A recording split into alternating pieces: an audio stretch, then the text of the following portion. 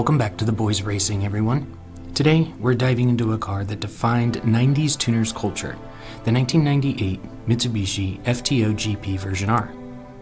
Light, nimble, and full of retro vibes, this front-wheel drive gem has finally returned to the Forza franchise, and I'm excited to show you why it's one of my favorites. At first glance, one might mistake this for the Mazda famed RX-7, but the lack of pop-up headlights quickly corrects this mistake.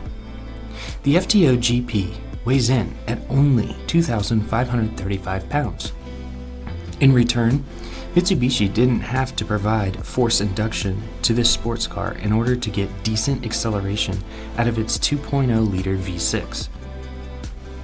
The 1998 Version R comes after the facelift, thus giving this model a very sporty front end and appealing to the younger consumers Mitsubishi was aiming for. So let's take this thing out for a test drive and hear what a 197 horsepower V6 can sound like.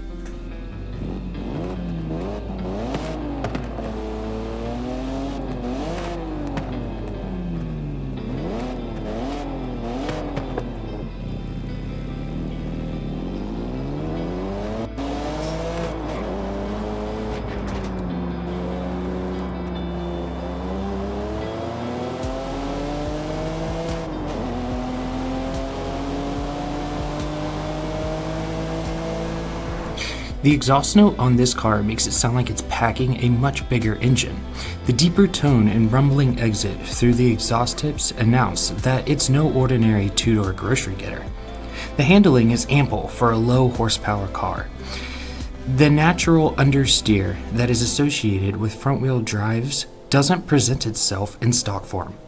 In fact, I felt I was over-anticipating a turn and could have stayed on throttle a bit longer before trail braking into some of these corners during the test drive. Grip feels excellent on turn exit. Slightly wider tires may help with fine-tuning the entry, but with the lower horsepower, I think the width is fine for now. Overall, this is a comfortable ride. It's enjoyable to hop in and cruise, or to try and take on the highway and flat out the throttle just to see how fast you can take it. But let's get this back to the garage and see what kind of customization we can provide for the car. Starting with our engine swaps, we have the 4G63 2-liter out of the Evo, providing 280 horsepower, and the 1.6 turbo rally engine. Two very good choices for certain types of racing.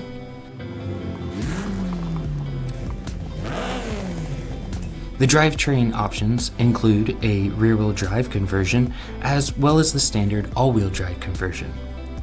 And the aspiration conversion includes a single turbo, twin turbo, and a twin scroll supercharger. So far, a very nice range of options for this car. Heading over to our aero and appearance, I'm sad not to see a full body kit available for the car, but the custom front bumper from Boyz Speed is a nice touch to the car and fits very nicely, with no bulging pieces that feel out of place. However, the low-slung rear wing from Boyz Speed isn't quite the look I particularly enjoy. The stock version R wing feels much better. The Forza Aero and Mitsubishi options are also there as standard. Finally, we do have the proper wheel spacing options. This is going to make for a great build.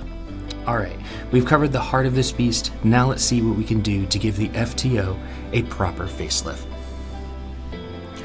What we have here is a 284 horsepower, 211 foot-pounds of torque dream car. Equipped with the Boyz Speed front bumper but the original rear aero, this car mixes the comfort, speed, and show quality perfectly. Running on the stock wheels, but in 17-inch rather than the stock 16-inch, this sports car is still rocking the naturally aspirated 2.0 V6 in stock form. Instead of upgrading to the full race suspension, I kept it at sport level, saving points for the other upgrades since we're staying within the B-class performance range. While I do wish the front could come down just a hair to close the gap between the fender and the tire, it doesn't pull away from the sleekness of the car. I'm very curious to see how it handles on Lighthouse Speedway, the official testing ground for TBZ. The FTO did nothing short of impress me. It found the track groove and lines very easily and quickly set its fastest time. It pulled aggressively out of the corners, ready for you to smash the throttle and get into the triple digits quickly. And because of this aggressiveness, the FTO now holds the fastest lap time around Lighthouse Speedway for the B-Class cars, taking the track in 1 minute 15.076 seconds. This surprisingly beat out the Hyundai i30N, which comes turbocharged. If you want a precise, low-powered turning vehicle, this is the car to do that in. Let the car do most of the work for you. Easily glide through your checkpoints without worry of miss or overcorrection. But now, over to the rating score. The style of this car from the factory was unique. Sharing some similarities with the RX-7, the FTO still kept its own personal style, setting it apart from the rear-wheel drive rotary Mazda. While not much was given for the gamers to truly customize, the few options we do get look nice on the car. The rear wing could look nice on a different type of build, maybe one going for a more lowered look.